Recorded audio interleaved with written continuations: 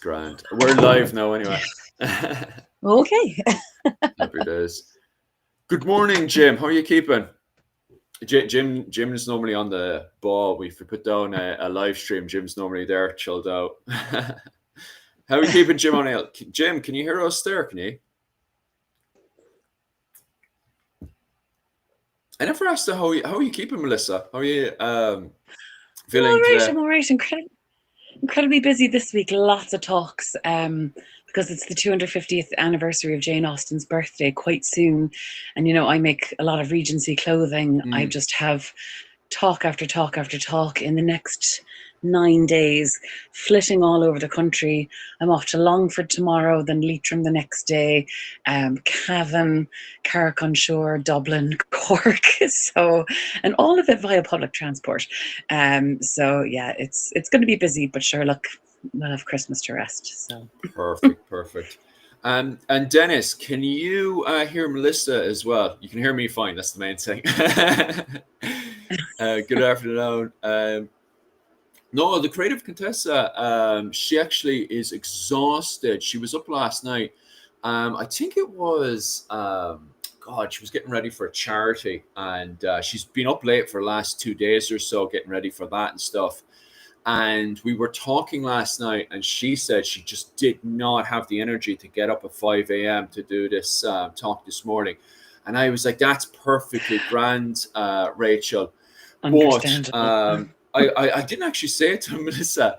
And it probably is rude to ask her actually straight on a live stream and stuff. But she was asking if people are wondering because some of Creator Contessa's fans are in the live stream now, and they're just asking how she is and stuff. But she was asking if we could do this again on a weekend or something when she's not hectic all over the place. I would love to have Melissa Shields back on again, and I know for a fact Creative Contessa's fans would love to have Melissa on again, because of the fact that Rachel specializes in 15th century clothing, and recently Melissa has been getting into Irish 15th century clothing, especially to do with the Desmond Fitzgeralds. Because of the fact she's a huge Wars of the Roses fan. So she's been getting into that stuff. And then when I told her that I wanted to get Mel onto my channel to do a live stream sometime to talk about Anglo-Irish clothing and Gaelic clothing, Rachel went, she looked you up and researched, and she was very excited about that actually. What was it called? But then when she ended up last night, she was really exhausted. And I was like, just relax and stuff. We could easily, I'm sure Melissa would love to jump back onto the channel sometime. And definitely have that deeper conversation, because Rachel is way more qualified to talk about clothing than I am. I'm more into the family side of things, the politics and all that stuff. And that's actually where I know Melissa from. Dr. Melissa Shields is actually from University College of Cork, when the two of us would be in the back, and it was myself, yourself, and another friend of ours, and we used to talk about the Fitzgerald family like all the time. And I remember one time when we were in the back, and he was I can't remember specifically what it was. It was something to do about the Fitzgeralds. And he was like, no, the Fitzgeralds did A, B, and C. And the two of us were like, no, they didn't. Like, stop. It was something on that line. Is that Brian you're talking about? Oh dear, sometimes I just be tuning out, Yeah. So in the good old mature student tea room in UCC, which is no more. Is it gone now? Yeah. Jesus. Oh yeah, it's gone. They built a new humongous center called the Hub. Sure, do you remember how like UCC was under construction the whole time we were there? It's because they were building that new student center. So the mature student tea room is gone. It's a thing of the past. So I have. Would it annoy you now if we talk about Victorian era clothing? Because some of the people are asking about what Victorian clothing, because they're in the comment section there. It's actually a few of Rachel's friends are asking what Victorian clothing do you do specifically, because they're actually really big into Victorian style clothing. Yeah, Perfect. I am actually going to be wearing some tomorrow night and Wednesday night Mm. for my talk on Victorian Christmas traditions. So I specifically do the American Civil War Oh. because I'm part of a reenactment group called the Pards, which is based in Cork in Ireland. And we basically showcase the experience of Irish soldiers who enlisted both in the North and the South in the Union and the Confederacy. So I have made quite a bit of clothing from 1861 to 1865.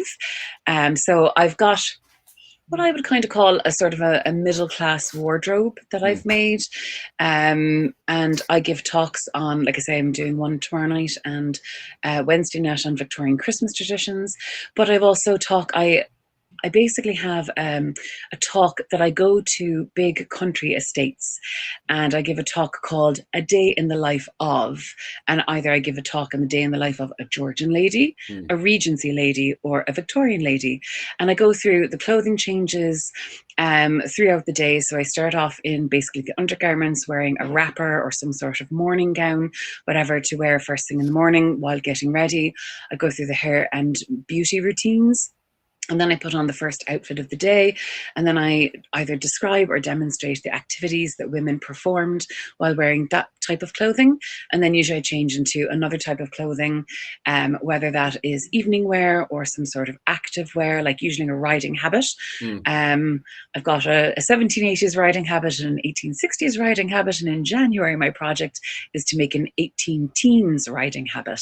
And then usually like I say, I finish the talk either with a talk on ballroom etiquette or tea etiquette of the period.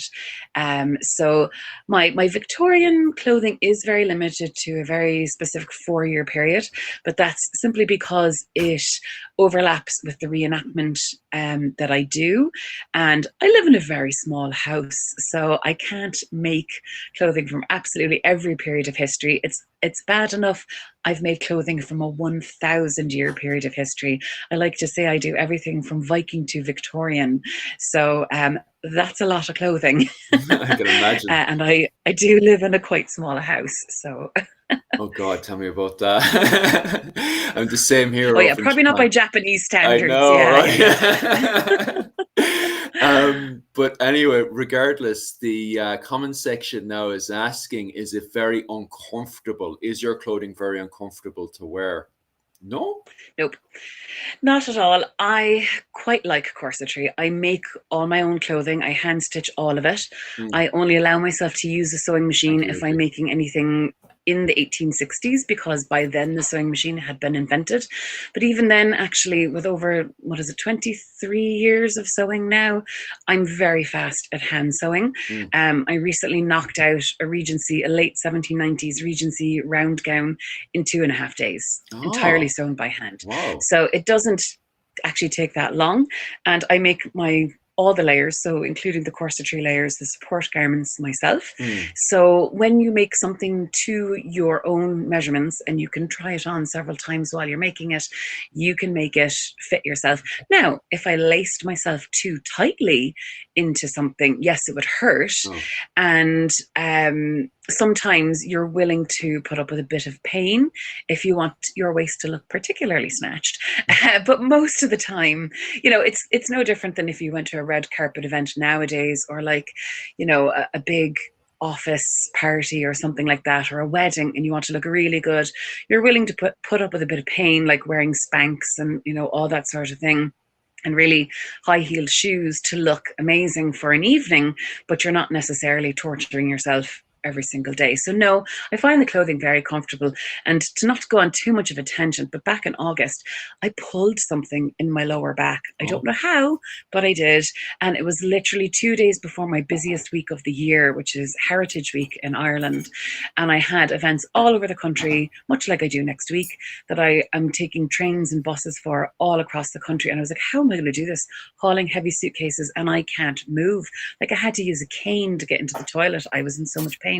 And you know what I did? I slapped on my Victorian corset, and the back support of it was magnificent. Really? And just that like counter pressure against the whatever was bulging in my back that hurt, that counter pressure just saved my life. And because I was wearing my Tudor kirtle or my Elizabethan kirtle and my Regency stays several days in a row, by the end of about 3 days, my back just eased out and I was grand and I was able to do everything. So actually, I find the corsetry life-saving.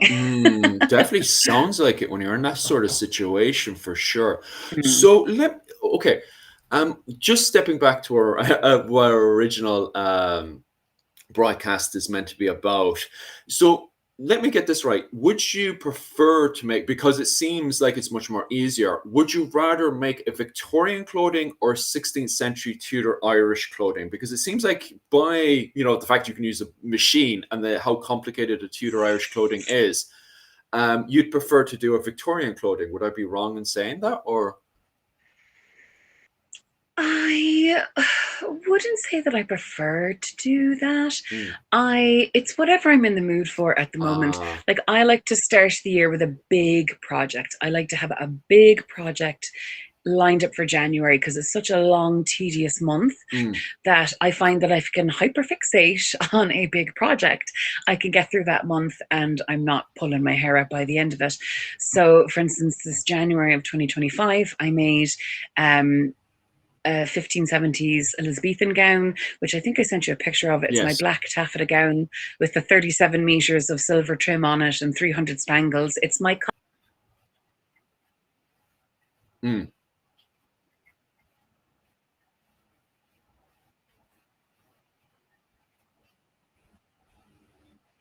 mm,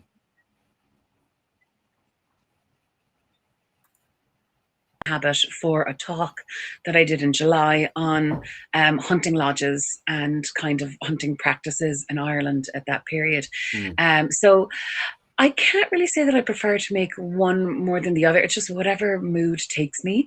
And fortunately, I've such a wardrobe now that I mm, rarely have to make a new thing for a talk. I can make a new thing because I want to. I want a new thing.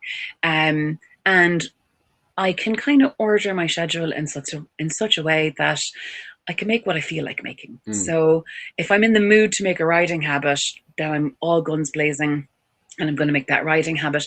But if you suddenly told me, well, no, actually, you need to make something Victorian because something else came up, I might find that a bit off-putting because in my brain I'm just all riding habit, riding habit, riding habit. Do you know what I mean? Mm, So I don't. I like sewing. I'll just say that I like sewing. I mm, actually enjoy it. mm, So for me to sew is not, that's not a problem. mm, It's not torture. You might remember, Phil, like I was always I would be sewing in the tea room. yeah. I sometimes had my inkle loom with me and I would be working on a Viking braid, Mm, weaving a braid, So for me, I just enjoy textiles and handicrafts. mm. So it's not a big deal to me to take on a long project. Okay.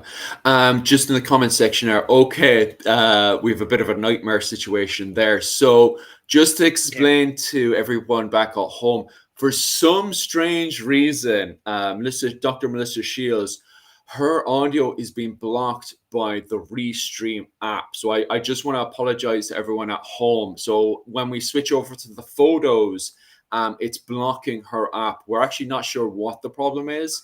What we Oh, could do, we've already been asked. So this morning we'll obviously have a nice little conversation and stuff, mostly focused on 16th century Irish clothing. So if you have any questions on that whatsoever to do with either the Anglo-Saxon, what was it? Ugh.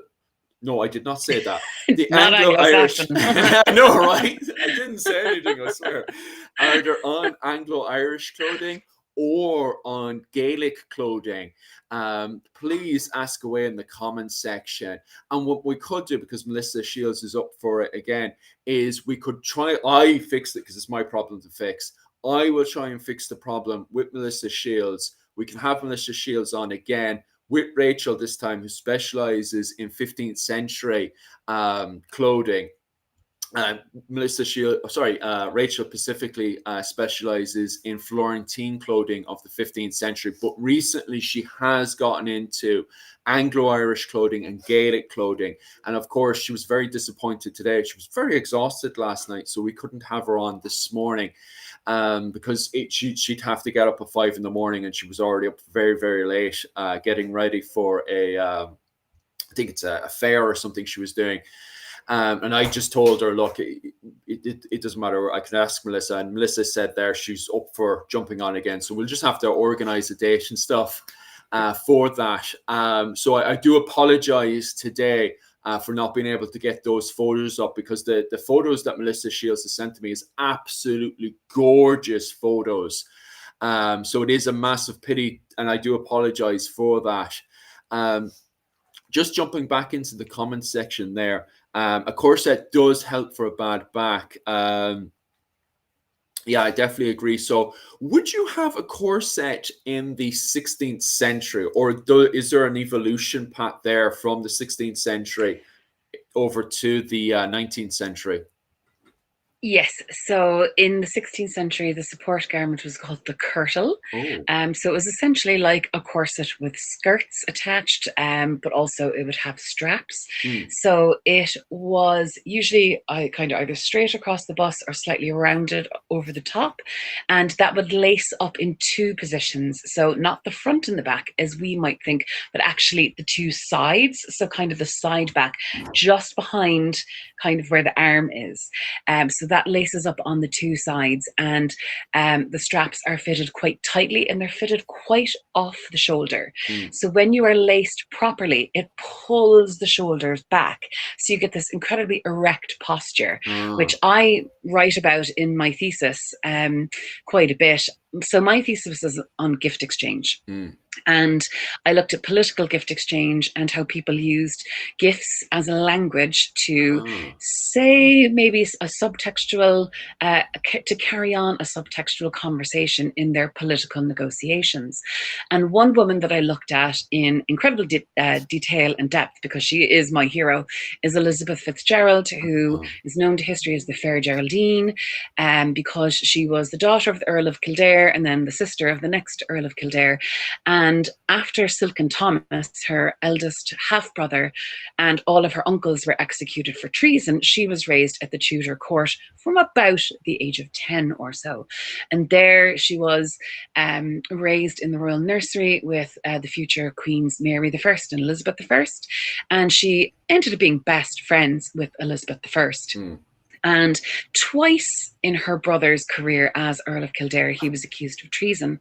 And I looked at the gifts that Elizabeth Fitzgerald gave to Queen Elizabeth at that time to kind of winkle out sort of, what she was saying to the Queen about her natal house, her brother's innocence, their loyalty, all that sort of thing. And one of the gifts that she gave at the 1580 New Year's gift exchange, because gifts weren't given at Christmas Day like we do nowadays, they were given on New Year's Day. Yes, thank you. To the monarch. And so what I looked at was, for the entry for the 1580 New Year's gift exchange, Elizabeth Clinton, that was her married name, gave the Queen a cloth of silver kirtle that was unlined. And that kind of tweaked my little antenna there, because I was like, unlined. Now, I knew from experience how long it takes to make a kirtle, although I'd never timed it. So I devised an experiment whereby I would make two kirtles exactly the exact same amount of detail and decoration on them, made from the same materials, and I would time them to the minute how long they took to make. The only difference would be the skirt of one would have a lining and an interlining, and the other one would not. And I wanted to see what sort of time difference there was in making those.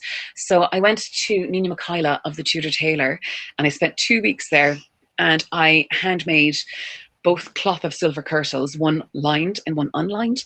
And I deduced that the unlined kirtle, which was the gift after all, took 55 hours and 25 minutes to make. And the lined kirtle took us 60 hours and 20 minutes to make. So there was a difference of 5 hours, which doesn't sound like much to us, but if you're a tailor And it's, 5 hours is actually a lot of sewing when you're down to the wire.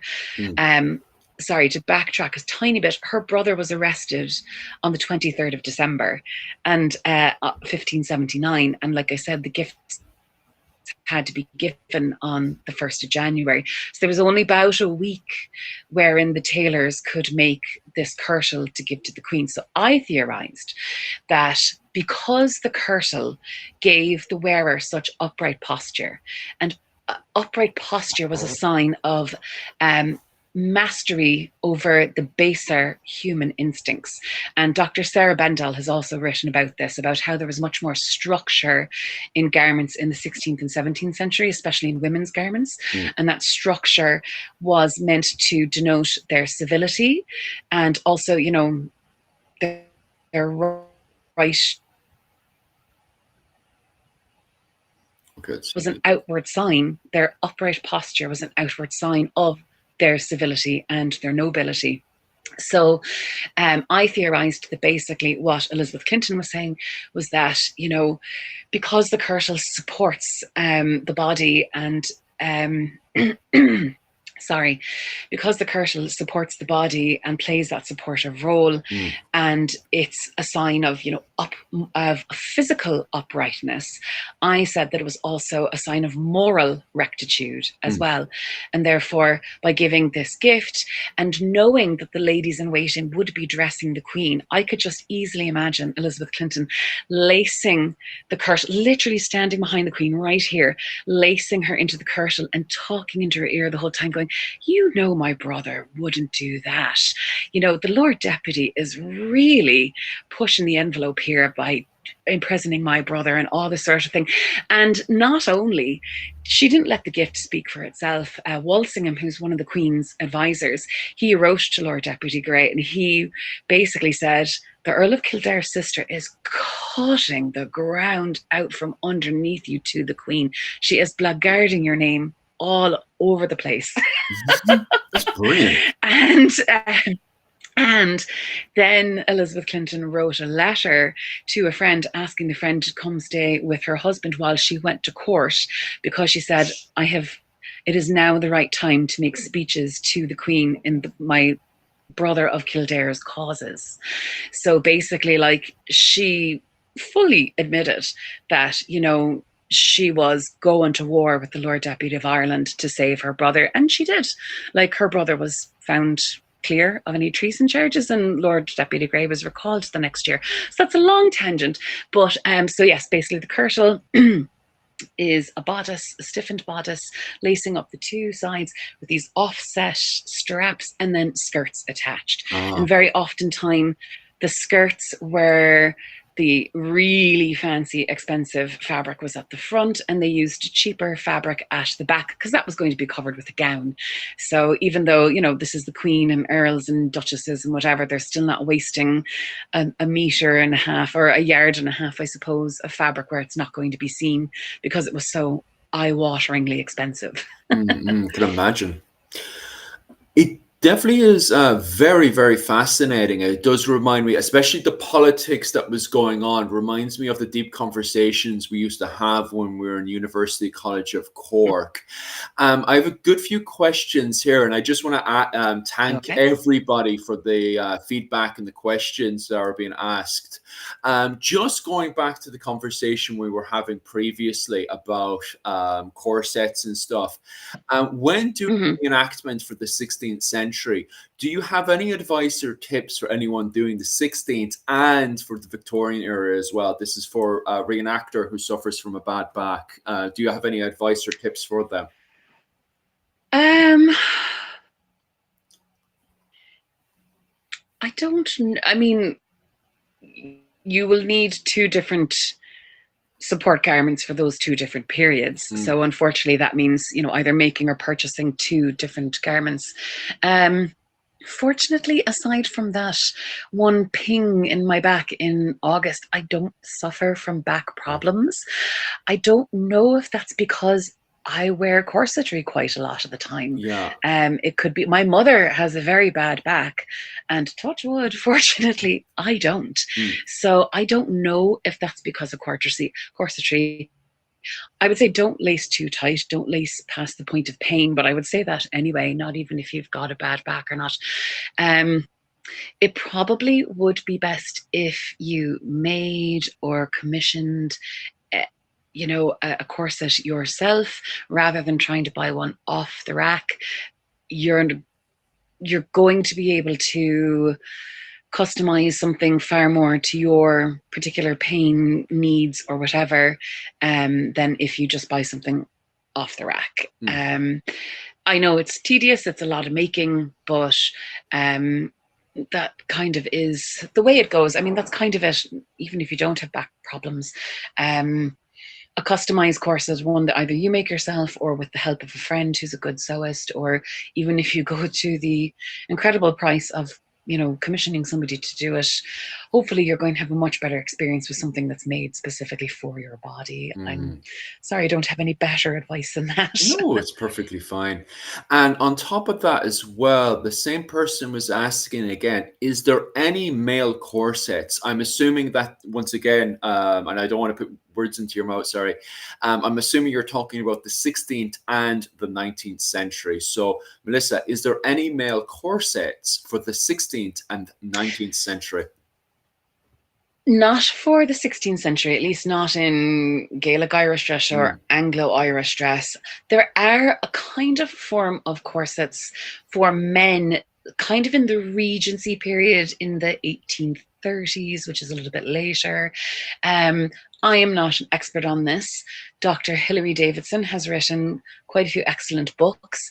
I would recommend checking out her latest book, which is, I think, called A Guide to Regency Fashion.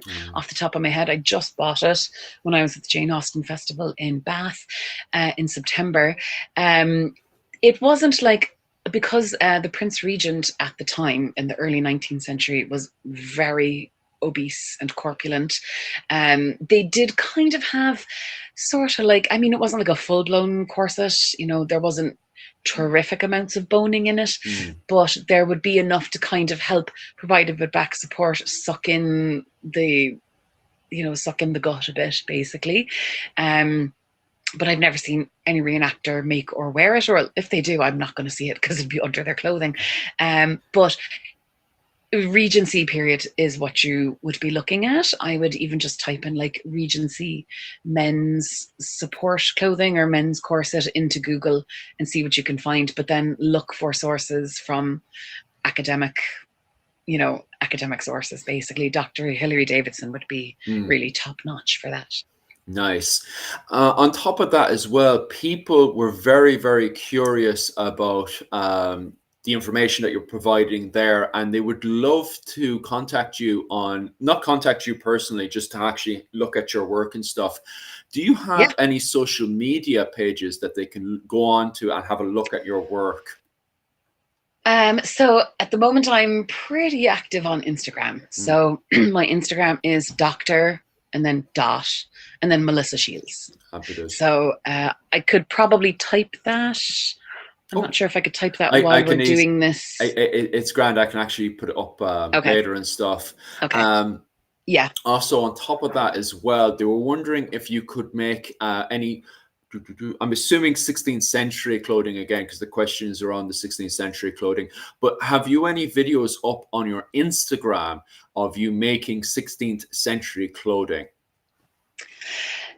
No, but I really want to. Well, you have a request Yeah, I really want to. I have definitely thought about starting my own YouTube channel. I have quite a lot of writing I need to do in January and February, and that was when I was kind of planning on doing a lot of filming and then releasing a YouTube channel, like maybe in March, with a ton of content for a back catalog. I don't know if that's going to happen now because I need to make revisions to an article for a journal submission, but we'll see. I've done little reels every now and again. When I, have been sewing something in my camera, my phone is kind of easy to hand, but I don't have a camera besides my phone. I would need to invest in a camera first of all, and a tripod and that sort of stuff. So, And I'm sure Philip can tell you, like, there's doing the thing and then there's filming yourself doing the thing, which takes an inordinate amount of time. And then there's editing the thing. And I'm afraid that if I go about filming stuff and starting a YouTube channel, that I'm going to have less time for actually making stuff.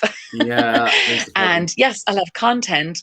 And then I might not even get monetized for quite a while. And so Mm. therefore, it's like, okay, I'm producing less, less clothing for my talks, and I'm not even making money, so maybe Instagram lives are the way to go. That Mm. might be something to do if I could very simply set up a tripod. Yeah. Philip, I mean, you might be able to advise me on Oh, that if big that's a time. better way to do it. In fact, it is an amazing time for you to jump on now, because you can jump on with myself and Rachel's multi-streams. But we'll talk about that later, because as you're talking there, my brain is suddenly like, actually, I can boom up your channel very quickly right now, because actually, clothing, especially medieval, funny enough, the Middle Ages, between the period of King John suddenly just got really, really popular.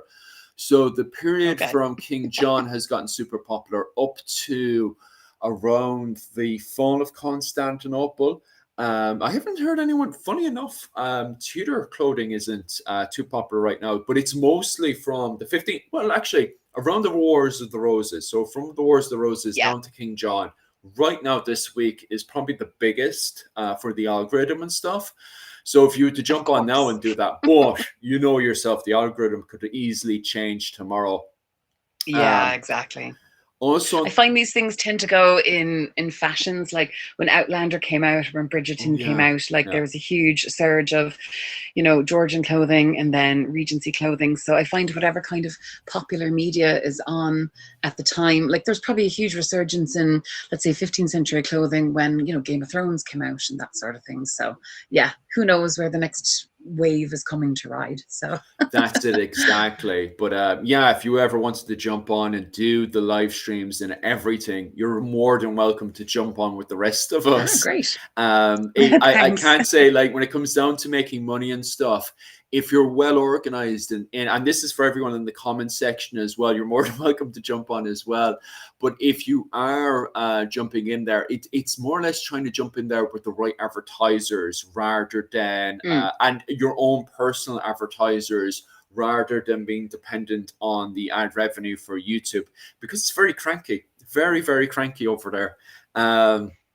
And you'll often, if you spend long enough on my channel and stuff, you've often probably seen me crash out at the YouTube advertisers, because of the fact that they can be very unorganized compared to TikTok and Instagram. The problem with Instagram and TikTok, and not just for Melissa Shields, but also for people in the comment section as well, is they tend to have their own agendas and stuff, their own end goals, which can clash compared to YouTube. YouTube seems to just, although people have bitched about YouTube in the past, I haven't seen any of them have any type of agendas that TikTok and Instagram would have. But anyway, regardless, when it comes down to, I'm just trying to see what the comment section, apologize about this, just seeing what the comment section are talking about, because it's mostly revolving around medical corsets used while people use back issues. You don't really, as you said there, you don't really specialize in corsets to specialize in on the back. I'm assuming the conversation is mostly focused around the 19th century and stuff, and that's definitely well out of my field of expertise. My field of expertise is mostly the medieval period. So most of the stuff, the conversation that people are having on the 19th century, way out of my field of expertise. So I do apologize for being uneducated about that. And Melissa, you don't specialize in medical corsets as well, do you? No, I mean, I have one Victorian corset that I wear for my talks. I actually have the pattern for another one to replace the one that I've got, because I purchased it in 2013 and it could really do with just being retired now at this stage. But I started making a mock-up for it, I think about a year and a half ago, and then I frantically needed something else for some other talk that got kind of, oh my God, can you do a talk on XYZ? I'm like, sure, but I need to make a different gown. So that's been pushed to the side. And it's looking like next year is going to be all Regency up until September, maybe a tiny bit of Elizabethan, but we'll see. It's so funny because I was saying to a friend of mine recently, like, I feel like my Regency wardrobe is really complete. I don't need to make any more Regency clothing. I've enough for 2-3 weeks. That like if I went someplace, like when I went to Bath, I could change my clothes twice a day and I'd have a new thing to wear all the time. And suddenly I'm like, with some opportunities that I have next year, I'm like, oh shoot, no, I actually do need to make some more Regency stuff. So that's going to be my primary focus. But no, medical corsets, thankfully, I haven't needed them myself. So I haven't gone into that rabbit hole because it hasn't been something I've needed. And I'd love, I do thank everybody for being very polite this morning, everything, and the questions are absolutely amazing. One of the problems we do face, and the comment section has brought it up as well, is when it comes down to the 16th century in Ireland, there can be a lack of evidence to work with. When it comes down to constructing outfits for 16th century Ireland, where do you go to for sources? So I've gone to the National Museum. In 2012, I was allowed into the National Museum on one of their research days, and they opened up the case, and I physically handled the Shinrone gown myself. And let me tell you, there is some bang of peat or like peat smoke off of it. It smells like you're burning a turf fire when you open up the case. So like I've lifted up the underside of the skirt and looked at all the seams and took measurements and that sort of thing. They also let me go down into the basement where they had the Moy gown laid out on a table, and I got to handle that as well. So like fortunately, like living in Ireland and having the sheer neck to go and ask people, like I have physically gone to the sources. Now, an extant is not the be all and end all. Yes, of course, it is a great resource, but it is just one garment. And every single garment at this time in history was made by hand, and so therefore was in some way individual. So while the Shinrone gown tells us about itself, it does not necessarily tell us about every single gown produced in 16th century Ireland at that time, even if they were the similar style. Other gowns might have had, so like for instance, in the skirt of the Shinrone gown, each of the panels has these quills in them that have been stitched into them with a very large running stitch. And basically, like, there was 2 quills worked into each panel, and then a quill adjoining each panel to each other. But there might have been gowns that only had 1 quill, or that had 3 quills worked into it. We've just got that one. Now this is where we also compare the extant with the written and the visual or pictorial depictions at the time. You need to have the whole spectrum like in connection. Is brilliant because in 1620 then we have a visitor to Ireland, I believe it was Foynes Morrison, who provides us a written description of the gown, and he describes the Shinrone gown like perfectly, and he describes that the space in between those quills was like 3 fingers wide. And like when I opened up when they opened the cabinet for me in the National Museum, like, yeah, I could put my fingers there. There's 3 fingers wide, so it's really important to look at all the sources. Now, sometimes, like in Ireland, we have a bit of controversy, I should say, over some of our pictorial sources. And you have to bear in mind that both our written sources and our pictorial sources almost always, and in Ireland ubiquitously, come from foreigners. They come from the English usually, but there are French and Spanish writings and images as well. And you have to remember their motivation for writing this down or for drawing this. Is it to mock or deride, or is it to hold up and elevate? What is their motivation for creating this picture or this text? So the writing of Foynes Morrison, like, he thinks that the headgear that the women wear is ugly. I mean, that's his personal opinion. So, like, that's fine. You can think whatever you like. Whereas we do have some sort of controversy over the pictorial images. So Lucas de Heer, in reenactment circles, has long been said to be an unreliable source because he never visited Ireland himself, and therefore his information was secondhand at best. But I did a little bit of digging. So Lucas de Heer, no, that is true. He did not ever come to Ireland himself. He was in England. He was at the court from 1567 to 1577. And while he was there, his patron was Edward Clinton, Earl of Lincoln. And who was Edward Clinton, Earl of Lincoln, married to? Elizabeth Fitzgerald. So her brother was the Earl of Kildare. Her younger brother was Lord Edward Fitzgerald. And the two of them frequently travelled back and forth between England and Ireland. And I actually combed through their journeys back and forth when they were in Ireland, when they were in England, when, hopping back and forth. And I discovered like two pretty long periods of time of about 2.5 years each of when the Earl of Kildare or his younger brother were at court at the same time as Lucas de Heer. And Edward Clinton, the Earl of Lincoln, he had Lucas de Heer paint a mural all along the top of the walls of his dining room of all the different clothing of the people groups of the world. And there was no way the Earl of Lincoln, the Lord High Admiral, was going to have his wife and his brother-in-laws and anybody else disrespected by showing inaccurate Irish clothing of their homeland.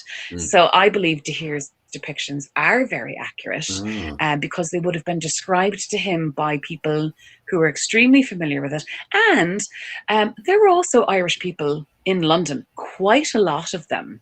There was messengers going back and forth constantly, like when the Earl of Desmond was basically taken prisoner to court. He had a huge retinue of about 24 people with him. There was frequently masks being performed at the court in Irish dress.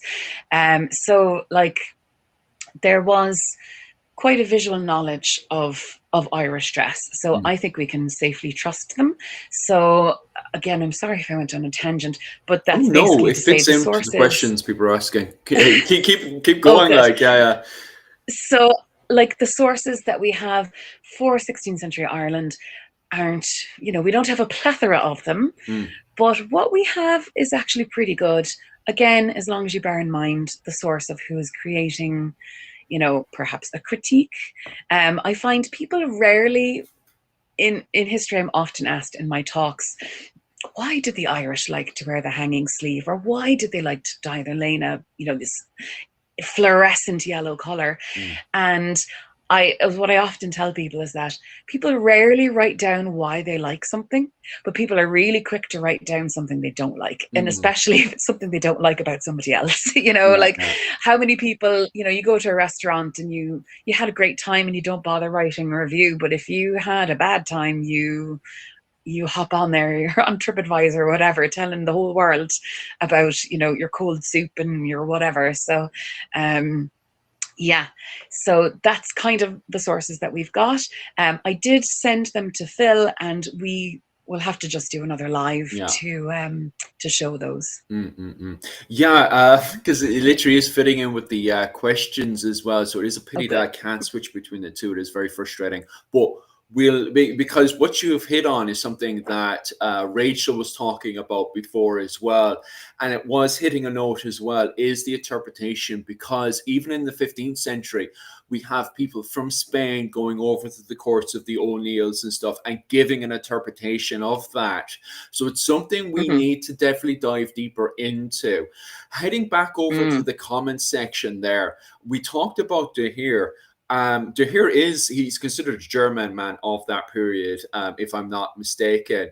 The comment section is asking, is there any German writings that go with his work, or any German writing as a whole that talk about Ireland in the 16th century alone? Yes.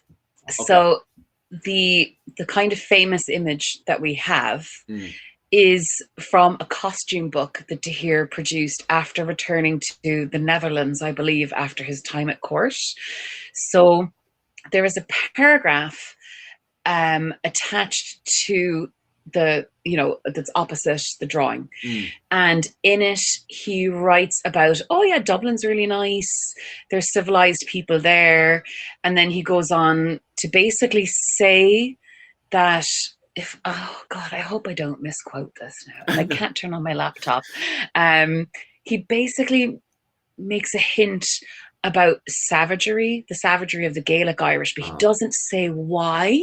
So if you're looking at the clothing that he's drawn and just the words savage, if you like bear those and the relationship between those two, he's basically obviously saying that, like, look at their unstructured, loose clothing, and one of the guys at least is barefoot, and they have the coulon with the shaved head and the fringe going over their faces like that, so it's like the illustration is backing up his declaration that they're savage without having to provide further details.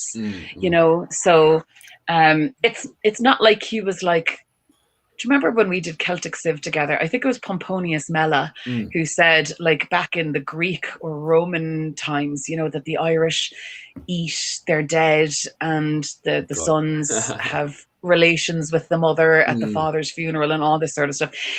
Lucas Tahir didn't go into any of that sort of detail. It's just literally the image and just like the word savage. So, but he's like, oh yeah, Dublin is civilized and all this sort of thing. But yeah, you get beyond that and it's the wild Irish. Maybe he didn't use the word savage. He might have used the word wild, which was pretty much the same thing. So. Okay. Yeah. In the comment section, it's perfectly fine if you have no knowledge on Irish history, especially medieval history, or to do with the 16th century. And it's okay to have no information. You ask away in the comment section. I don't mind answering any questions whatsoever, even if you think it's silly questions and stuff. Someone's asking in the comment section, who are when in the literature to do with Ireland, who are the foreigners, which I also think is quite interesting as well. When reading the literature and stuff from an Irish perspective, a Gaelic perspective, when they say they are the foreigners, who are they talking about? And I do find it interesting as well. And there was another comment as well. Are the Desmond Fitzgeralds considered foreigners? Which I do find interesting as well, because I have seen the word Gaul, foreign, applied towards the likes of the Butlers and the Fitzgeralds before. When you've gone through the writings and stuff in the 16th century, have you come across writings that were referred to the Desmond Fitzgeralds as foreigner? And what does that word foreigner mean from a Gaelic interpretation, or at least your interpretation? Because even me, I'm like, like, what does that actually mean? Like, I know that starts up a whole load of conversations and stuff. I mean, I would not be the academic to answer what does the word foreigner mean, as Gaeilge. I feel like that's, a topic for people who have been in the game much longer than I am, and who speak Irish and who have been researching that for entire careers. I'll just answer for the 16th century. So I've looked in, the annals of the Four Masters. I've looked at the annals of Ulster when I'm looking for things. Obviously, I'm reading in translation. I'm not reading it as Gaeilge. So I don't want to be splitting hairs or making stuff up. But I'll just say that what I've seen is the phrase, the English of Ireland, to describe people like basically like the Anglo-Irish, to describe, the men of Dublin or whatever. Like, I've seen that phrase, the English of Ireland. So there's still there's a tiny bit of the writer distancing these people, but also acknowledging them to be of Ireland, because they've been in Ireland like 400 years at that stage. As regards the Desmond Fitzgeralds, I personally have not come across any writings, like Gaelic Irish writings, that call them, Gaul, that call them foreigner. They would just be the Earl of Desmond, because I think he was such a huge figure in that regard. I think they were easily the most Gaelicized of all the Irish earls. Except for, like, obviously Con Bacach O'Neill in the 1540s, who was Gaelic and who was made an English earl as a way for Henry to be able to sleep at night and not be afraid of an invasion when he was preparing to invade France himself. So the Gaelic, the Earls of Desmond, they had pretty much from the start, from like first settling in Desmond or in Munster, they pretty much from the start married the daughters of Irish lords, usually the O'Briens. What was very, very common for them to marry whatever daughter of whatever O'Brien lord was there in power. So we find that, basically, like, they were heavily Gaelicized because almost immediately, like, they're marrying Irish women, so their children are learning Irish. They're the first to patronize Irish poets like Gearóid Iarla, and who, he then wrote in Irish in the 13th century or very early 14th century. Don't quote me on that. So, and they adopted Irish dress very quickly, to such an extent that by the time of the 1530s and 1540s, the Earls of Desmond no longer spoke English. Okay. They had to have translators there when they made their submission to the Lord Deputy and when they went to court and made their submission to Henry VIII. They exclusively wore Irish dress, and Lord Deputy Anthony St. Leger had to give the Earl of Desmond a whole bunch of clothes. And then paraded him around like Kilmallock and Limerick and all those places, showing him off as a sign of his submission to the crown. They entirely embraced Gaelic warfare and the practice of coin and livery, which was having a standing army that they billeted on their tenants, as part of the tenants' rent. And that's how they could keep a standing army, because essentially they were making their tenants feed and even pay the soldiers themselves. So they wholeheartedly adopted Gaelic customs pretty quickly. So that by the 16th century, like, they were like, is there any English blood in these guys at all, or what? Because their cultural signs, their cultural what's the word? Their outward cultural expressions were so Gaelic. There was just, like, basically nothing English left in them. Yeah, it's very strange actually talking about this to people who are outside of England and Ireland, who have no idea about English and Irish history whatsoever, because the comment section is like, okay, so what does this mean and what does that mean? And I'm like, looking at the comments going, God, that's an essay and a half to try to explain.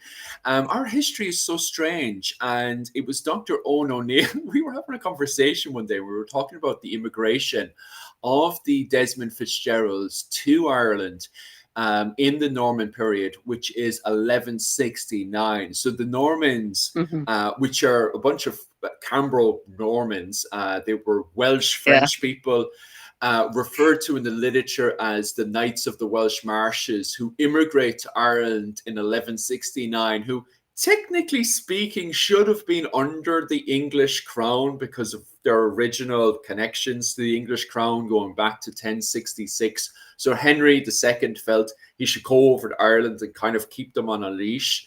And so they were kind of, ends up in this weird kind of dynamic where they were meant to be English, but at the same time they were very, very quickly becoming Irish. So by the time we get up to 1366, there's laws trying to make them English, although they were never English to start with. Statutes of Kilkenny. Yeah, exactly. I mean, this is because people, and I think we see this nowadays, people have a lot of anxiety around, who are you, where are you from, how are you different to me, how are you the same for me? And speaking as a dress historian, like, the easiest way, conceptually, theoretically, the easiest way to tell who somebody is, where they fit in the social pecking order, what gender they are, what their occupation is by not their language, but by their clothing. Like, it is literally a message board that the thought at the time was it should telegraph wordlessly exactly where you are in the hierarchy, you know, at all times, that sort of thing. Are you married? Are you a widow? Are you a baker? Are you a priest? You know, it's your clothing. It's your clothing that tells people this. So like when you bring up the Statutes of Kilkenny in 1366, and later on the Parliament of Trim 100 years later, and then later on 100 years after that, Henry VIII, you know, again banning saffron and this and that, the other. Like, it was an attempt to quell their anxieties about who these people are. How do we know who's who? How do we know who's friend, who's foe? And they even give this rationale. I believe in the Parliament of Trim, you know, they say that, well, an Englishman, if he's dressed in Irish clothing, he might be taken for a rebel and he might be slain. And then we're going to have a lawsuit on our hands because he was actually an Englishman. And you can't just go slaying an Englishman, sort of thing. So that's one attempt. You have to understand that the social theory, the mindset at the time, we use clothing nowadays to express our personality. A lot of us. They used clothing back then to express their place in the pecking order, where they stood in the world, their gender, their religion, their marital status, all of that. But the mindset at this time, and going back quite a bit earlier than this as well, was that not only should your clothing express who you are, your intersecting identities, but clothing also impressed and molded characteristics on the wearer. So if you were an Englishman and you were wearing Spanish clothing, you wore a lot of Spanish fashions, they were actually afraid that wearing Spanish styles or Irish styles or French styles would basically make you disloyal to your own nationality, to your own monarch, because like this clothing would make you too Frenchified or too, you know, too Irish or whatever. So clothing was very much a molding, like a tool of molding is what they, you know, not just to keep you warm or dry or whatever, but it was meant to shape your character. So like, for instance, in the 16th century, as women's clothing in particular, but also men's clothing, got stiffer and more structured and like with more corsetry in it and that sort of thing. Like, you know, this was thought to mold and shape the body, but also to mold and shape the character. So yeah, and there was plenty of edicts passed all the time about not wearing foreign fashions, not just because if you bought, say, a load of French silk, you're doing English silk weavers out of money, but because it might make you too sympathetic to the French, basically. Oh, Jesus. Okay, literally, I could bitch about that all day. Sadly, and I do apologize for this because we got some amazing questions coming in the comment section, but sadly, Melissa has to get going because she has tons and tons of works and projects coming up. We've got about 3 minutes left. I could go for a little while longer if you want. Yeah, because the ratings. We could take another couple. The ratings are absolutely amazing right now. I could literally keep you on all night. It's a pity that you have to go because, especially when we were talking about Anglo-Irish, the ratings went through the roof. However, we have a few questions on the Scottish influence into Irish clothing. I do have to highlight the fact that Scottish, because so many guys are asking about the Scottish court and stuff, and it's actually sadly out of my field of expertise. The Scottish court, wow, that's a humongous topic in itself. Melissa, are you aware of any Scottish influence into Irish clothing in the 16th century? Are you aware of any of it, or you're like myself? I wouldn't say that I noticed Scottish influence in clothing in 16th century Ireland, because I believe that the Scots and the Irish pretty much in the Gaelic areas wore the same thing. I believe, and somebody correct me if I'm wrong, the Scots also wore the lena, they wore a broth, which is the cloak. I don't know if they wore an unner. I have not had time to go looking at Scottish 16th century Gaelic clothing. There's enough of my own stuff to be doing. I mean, it sounds like a fun little rabbit hole. But I believe because the Irish and the Scots shared a common language, they shared a common culture, they practiced a lot of the same cultural practices. There was a heavy emphasis on like honor price, and cattle was the main currency between them. Like I believe, and I'm very probably wrong, the clothing was probably the same, and I wouldn't be able to say who influenced who. I mean, you could have a party of Scots, or some 3,000 Scots mercenaries who've been hired by an Irish lord to be his private mercenaries. And if they come over wearing something different and the local Irish see it, it's not been documented in written form. So it's hard to say who came up with maybe a change in fashion and who adopted it and who adapted it, this sort of thing. Unfortunately, without some heavy digging and possibly both an in-depth knowledge of both Irish Gaelic and Scots Gaelic, that's a topic for another researcher, I'm afraid. I don't think my academic career will be built on that. But I would just say that like there was quite a lot of contact. Ireland was not this rural backwater, completely isolated from the rest of Europe that we were led to believe. There was Spanish and French fishing vessels off the coast of Ireland in their hundreds and thousands. Like Shane O'Neill, the would-be Earl of Tyrone in Ulster. Like I read one account where it said some French fishermen were questioned and they called him, the Prince of Tyrone. So like if French fishermen are knowing who Shane O'Neill is, and Manus O'Donnell, another Irish lord in the 1530s and 1540s, like he met the Lord Deputy at a meeting dressed. I mean, the Lord Deputy described his rig out in incredible detail for a whole paragraph about his red crimson satin this and how many pairs of gold eaglets he had on his hat and all this sort of things. So like, and he was called the King of Fish. So like, because basically Scottish and French fishing vessels would be like they do nowadays, fishing off the coast of Ireland, are incredibly rich fisheries, and they would take it on land to process, and O'Donnell would effectively sell them the fish and they would give him wine in exchange. So Ireland actually had quite a lot of European contact. So it's not surprising if foreign fashions were seen and then interpreted differently in Ireland than perhaps they were to continental sources. But, people see stuff and they like it and they try to recreate it. Ask any cosplayer out there. For sure. So. It's a pity I can't have you going on all night because you're bringing in a whole load of ad revenue for me, especially when we were talking about Anglo-Irish history for sure. So we'll definitely have to get you back on so I can make more money from you for sure. And hopefully next time we can have Rachel from the Creative Contessa on as well, so she can poke and prod you as well, especially from a much more clothing expert perspective. So I do apologize because my field is more or less, Irish medieval history rather than clothing itself. So it'd be great next time to get Rachel on, hopefully for a weekend. I know that's where Rachel is mostly looking to aim to go for, and it might be easier for us all overall to get that done. The questions, absolutely amazing. You guys are still flooding in with the questions and stuff. Please take note of it for next time and we'll try to organize something for you guys.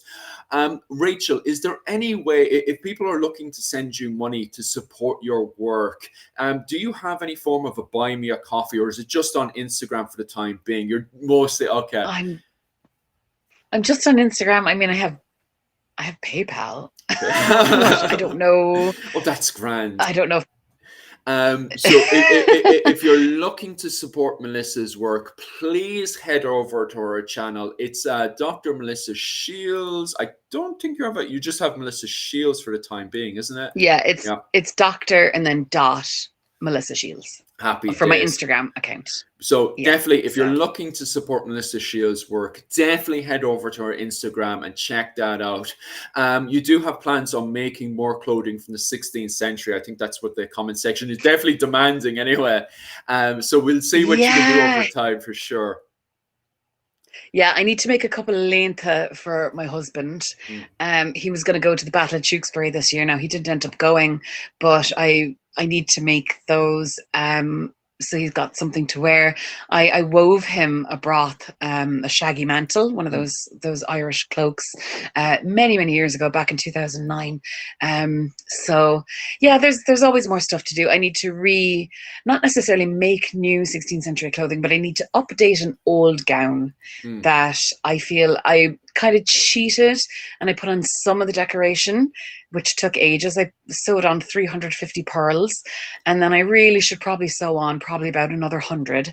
So I feel like a kind of blinging that up a bit more is something I need to be doing. So yeah. So yeah, there's always stuff to do. There's always adjustments and improvements to make. Mm. And much like Queen Elizabeth, I have to have my garments enlarged because they've shrunk. Not during the last 5 years, but it's just life has happened. So it's very funny just to say that we kind of know when Queen Elizabeth had a bit of a weight gain because her tailor kept getting warrants to enlarge certain of her, what must have been her favorite dresses, if she was having him go to all that work and do it. So people, even the Queen of England, repurposed her clothing and had it made larger when it got a bit too small in opposition to our fast fashion times that we live in now. So That's absolutely terrific. And I was just, as you were talking away there, just in the background, just posting those links up to both Rachel's channel cool. and, oh yeah, you're more than welcome, guys. I posted that over to my channel and over to Creative Contessa's channel. So thank you so much, guys, for going over to Melissa's channel and checking that out. Melissa, I'd absolutely love to have you back on. And it's a pity I can't have you back on for another 2 or 3 hours, definitely for the viewership, because especially when you were talking about Anglo-Irish history and stuff, it was definitely popping down. So we'll definitely bring you back on to talk about especially Anglo-Irish clothing next time, especially to do with the Fitzgeralds and stuff. Other than that, guys, thank you so much, Melissa. And quick question. Would people like to see me dressed up in 16th century Irish clothing? Give me a preference. Would you prefer the Shinrone gown, or do you want Elizabethan courtly attire? So fight amongst yourselves in the comments.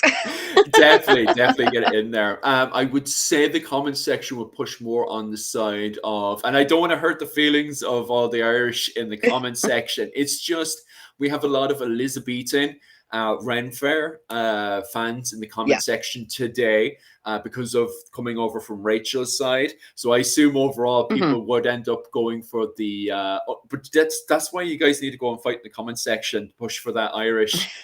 No, dress up in Japanese. Well, that's more of my wife's spot. Yeah. That's Yuki. We're allowed to. Oh, and the Korean side is more Rachel, because Rachel is actually over in Korea right now. So the Korean side is actually more of Rachel's perspective.